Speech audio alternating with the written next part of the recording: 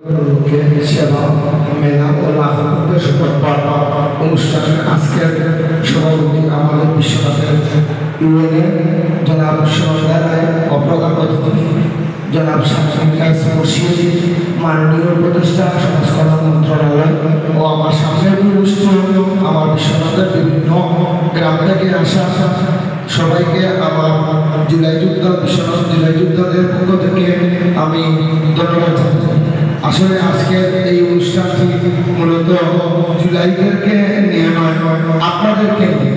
আমরা 2024-এ বৈষম্য বিরোধী ছাত্র আন্দোলনে যারা আহত হয়েছি তারা তো আহত হয়েছি, যারা নিহত হয়েছে তারা নিহত হয়েছে, কিন্তু আপনারা যারা এখনো সঠিকভাবে বেঁচে আছেন বা সুস্থ আছেন, যারা অংশগ্রহণ করেননি, আমার দীর্ঘ অনুরোধ আপনাদের কাছে, যদি আগামীতে এরকম কোনো ঘটনা 2024-এর কোনো ঘটনা সৃষ্টি হয়, তৈরি হয়, তাহলে আপনাদেরকে যেন আমরা আমাদের সামনে পাই, অন্তত আপনাদেরকে যেন আমরা আমাদের পিছনে পাই।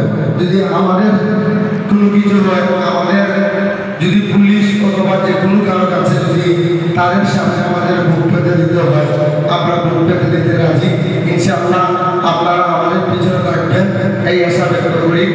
আর যারা নিহত হয়েছে তাদের রোগের কামনা করি, যারা এখনো সঠিকভাবে চিকিৎসা পাননি এবং পঙ্গুত্ব বরণ করছেন, আল্লাহ তাআলার কাছে দ্রুত তাদেরকে তাড়াতাড়ি সুস্থতা দান করেন এই কামনা করি।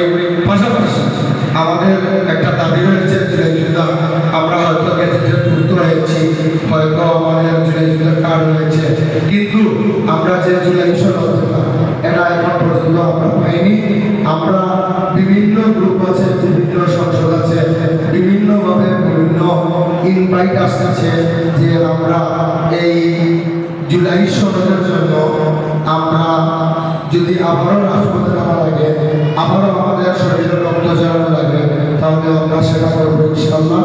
আর আরেকটি কথা না বললেই না হয়, যেটা হলো যে আজকে ঠিক আছে আমরা এখানে অডিটোরিয়ামে জুলাই যোদ্ধা মাত্র কয়েকজন মানুষ এসেছি, কিন্তু আপনারা সংখ্যায় অনেক, ভবিষ্যতে আমাদের সাথে থাকবেন, আমরা আপনাদের পাশে আছি। জুলাই যোদ্ধা হিসাবে আমি কথা দিচ্ছি, আমি এই বিশ্বনাথের সন্তান, আমার বাড়ি হয়তো বিশ্বনাথ, কিন্তু আমি থাকি সিলেটে, কিন্তু এই বিশ্বনাথের মানুষের যদি কোনো কিছু হয় তাহলে আমার এখানে লাগবে। আপনাদের দুঃখে সুখে আমাকে পাবেন, আমাদের জুলাই যোদ্ধাদের পাবেন, এই আশা ব্যক্ত করে আমি আমার সমস্ত বক্তব্য এখানে শেষ করছি। আসসালামু আলাইকুম।